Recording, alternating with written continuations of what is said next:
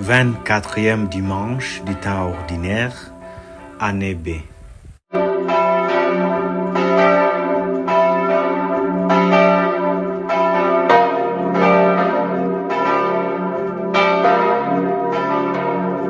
J'ai présenté mon dos à ceux qui me frappaient. Lecture du livre du prophète Isaïe. Le Seigneur mon Dieu m'a ouvert l'oreille et moi, je ne me suis pas révolté. Je ne me suis pas dérobé. J'ai présenté mon dos à ceux qui me frappaient et mes joues à ceux qui m'arrachaient la bague. Je n'ai pas caché ma face devant les outrages et les crachats. Le Seigneur mon Dieu vient à mon secours. C'est pourquoi je ne suis pas atteint par les outrages. C'est pourquoi j'ai rendu ma face dure comme pierre. Je sais que je ne serai pas confondu. Il est proche celui qui me justifie. Quelqu'un veut-il plaider contre moi? Comparaison ensemble. Quelqu'un veut-il m'attaquer en justice? Qu'il s'avance vers moi. Voilà le Seigneur mon Dieu qui prend ma défense. Qui donc me condamnera? Parole du Seigneur. Nous rendons grâce à Dieu. Je marcherai en présence du Seigneur sur la terre des vivants.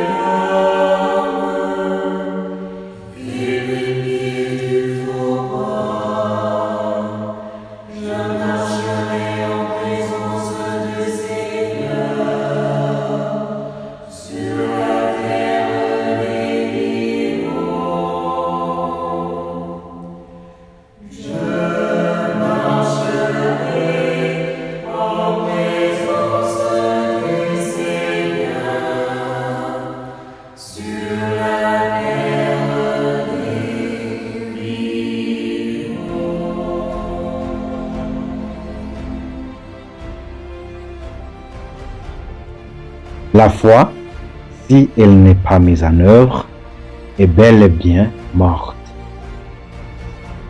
Mes frères, si quelqu'un prétend avoir la foi sans la mettre en œuvre, à quoi cela sert-il? Sa foi peut-elle le sauver? Supposons qu'un frère ou une sœur n'ait pas de quoi s'habiller, ni de quoi manger tous les jours.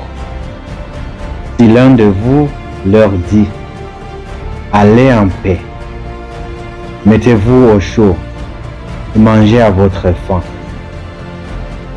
sans leur donner le nécessaire pour vivre. À quoi cela sert-il? Ainsi donc, la foi, si elle n'est pas mise en œuvre, est bel et bien morte. En revanche, on va dire, toi, tu as la foi, moi, j'ai les œuvres. Montre-moi donc ta foi sans les œuvres. Moi, c'est par mes œuvres que je te montrerai la foi. Parole du Seigneur. Nous rendons grâce à Dieu.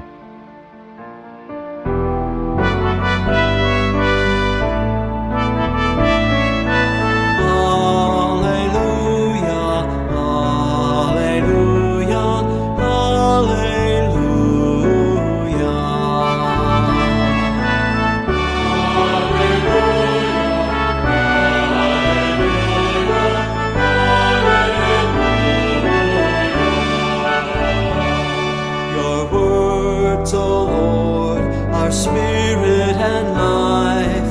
You have the words of everlasting life.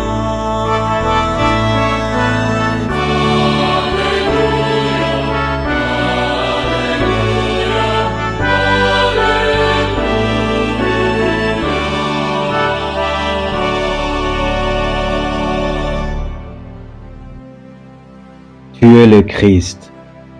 Il fallait que le Fils de l'homme souffre beaucoup. Évangile de Jésus-Christ selon saint Marc. En ce temps-là, Jésus s'en alla, ainsi que ses disciples, vers le village situé aux environs de Césarée de Philippe. Chemin faisant, il interrogeait ses disciples. Au dire des gens, qui suis-je? Ils lui répondirent, Jean le Baptiste. Pour d'autres, Élie. Pour d'autres, un des prophètes. Et lui les interrogeait. Et vous, que dites-vous? Pour vous, qui suis-je? Pierre, prenant la parole, lui dit, Tu es le Christ. Alors, il leur défendit vivement de parler de lui à personne. Il commença à leur enseigner qu'il fallait que le Fils de l'homme souffre beaucoup, qu'il soit rejeté par les anciens, les grands prêtres et les scribes, qu'il soit tué, et que, 3 jours après, il ressuscite. Jésus disait cette parole ouvertement. Pierre, le prenant à part, se mit à lui faire de vifs reproches. Mais Jésus se retourna et, voyant ses disciples, il interpella vivement Pierre. Passe derrière moi, Satan. Tes pensées ne sont pas celles de Dieu, mais celles des hommes. Appelant la foule avec ses disciples, il leur dit, Si quelqu'un veut marcher à ma suite, qu'il renonce à lui-même, qu'il prenne sa croix et qu'il me suive. Car celui qui veut sauver sa vie le perdra. Mais celui qui perdra sa vie à cause de moi et de l'Évangile le sauvera. Acclamons la parole de Dieu.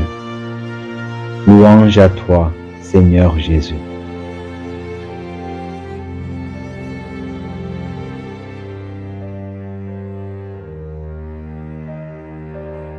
Frères et sœurs, aujourd'hui c'est le 24e dimanche du temps ordinaire. Le thème de notre méditation de ce jour est intitulé « Suivre le Christ, ce chemin à problème ». Suivre le Christ, ce chemin à problème. Dans la première lecture, le prophète Isaïe nous met en garde et nous présente cette figure du serviteur souffrant. Ce serviteur qui accepte de souffrir pas puisqu'il ne peut pas s'en sortir ou se dédouaner des problèmes, mais il accepte d'une manière sacrificielle. Un être humain est capable de se dédouaner des situations compliquées de la vie, mais pour une bonne fin, une fin connue en Christ. Il est capable aussi d'admettre, d'accepter ses souffrances pour une fin louable dans le Seigneur.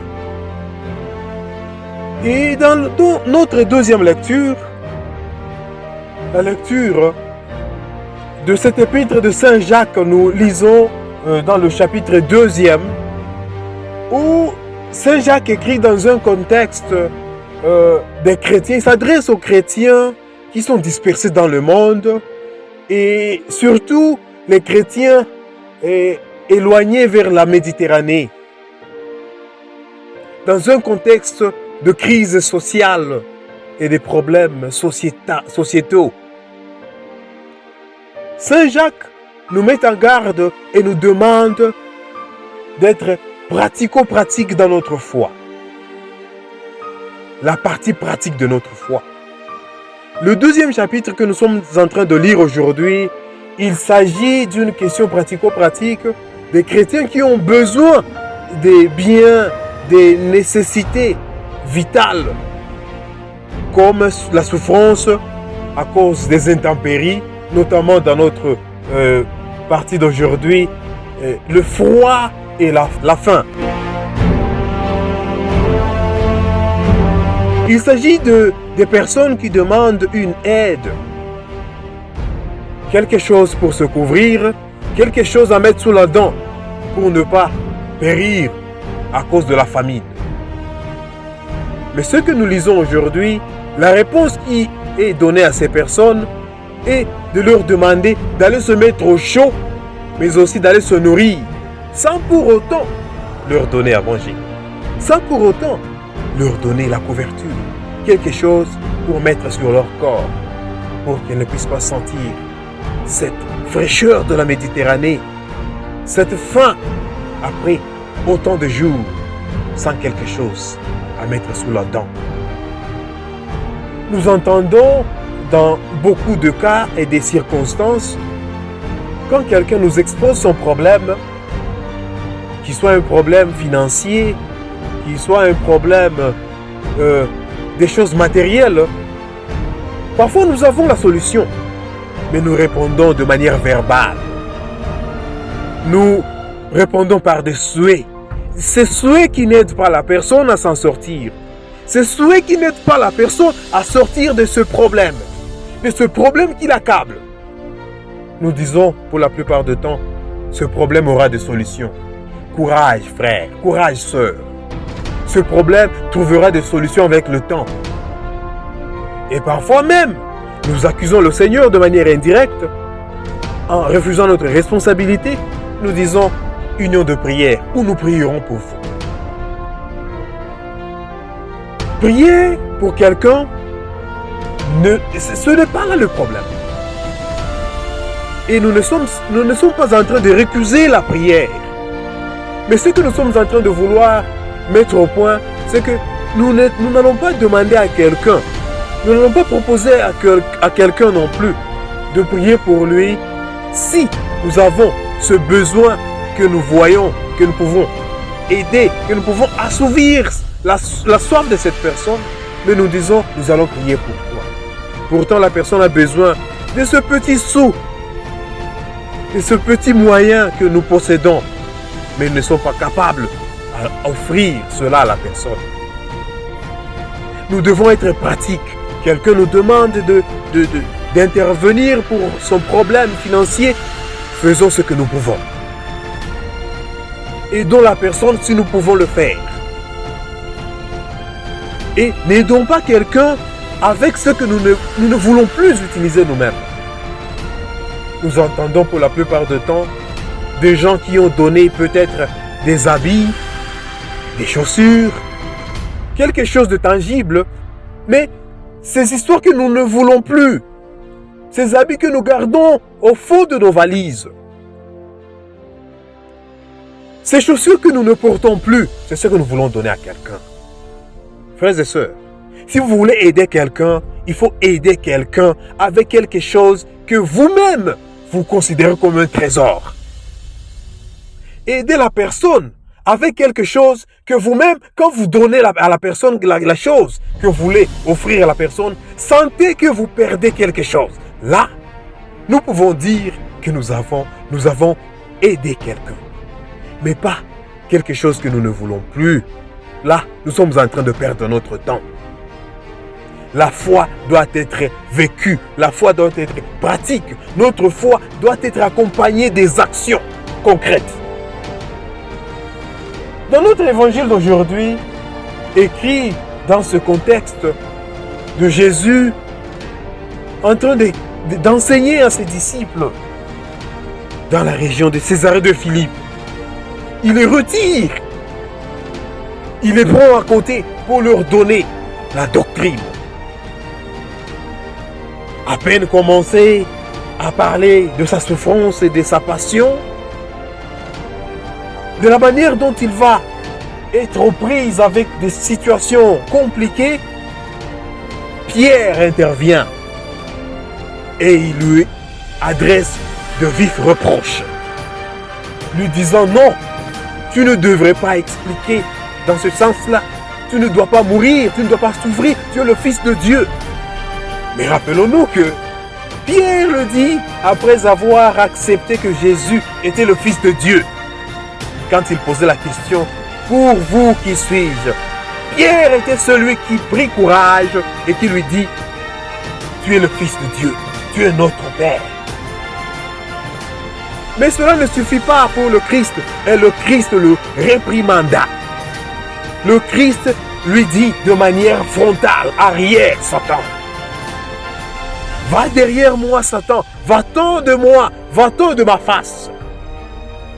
Jésus ici se rend compte que Pierre est en train d'être utilisé par Satan. Ici, nous devons savoir que parfois, quand nous acceptons que nous avons la foi, nous devons vivre cette foi et nous devons nous mettre à l'abri de ces conditions dans lesquelles parfois nous sommes, dans lesquelles parfois le diable nous met. Jésus-Christ veut que Pierre et les autres disciples se rendent compte que la profession de foi ne suffit pas seulement au niveau de paroles. Mais il faut vivre la foi et savoir que quand nous suivons le Christ, nous ne sommes pas à l'abri des problèmes. Frères et sœurs, il nous arrive autant de penser que quand nous sommes chrétiens, rien de mal ne va nous arriver. Quand nous sommes sur la voie du Christ, quand nous n'avons pas fait du mal à quelqu'un, tout va aller bien. Mais c'est le contraire qui arrive. Nous devons savoir que en suivant le Christ, nous nous mettons aussi sur le chemin de la souffrance. Quand nous avons une responsabilité dans notre communauté de base, nous devons savoir que la souffrance va s'en suivre. Si nous sommes en charge d'une communauté, si nous avons des responsabilités dans notre communauté, ne pensons pas que les problèmes iront loin de nous. Nous sommes en train de nous mentir nous-mêmes. Nous nous mettons le doigt dans les yeux. C'est quand nous sommes sur la voie du Christ que nous nous butons aux problèmes. C'est quand nous sommes sur la voie du Christ, quand nous servons le Christ fidèlement, que nous trouvons des complications dans notre vie. Nous devons nous mettre sur ce chemin du Christ souffrant. Notre Seigneur qui a accepté cette souffrance, nous sommes aussi capables de pouvoir passer par ces souffrances, mais nous devons les accepter. Ne pensons pas que nous aurons un chemin parsemé de roses si nous suivons le Christ. Admettons ces souffrances, mais pour une bonne fin. Admettons ces peines et douleurs pour une fin qui va nous justifier.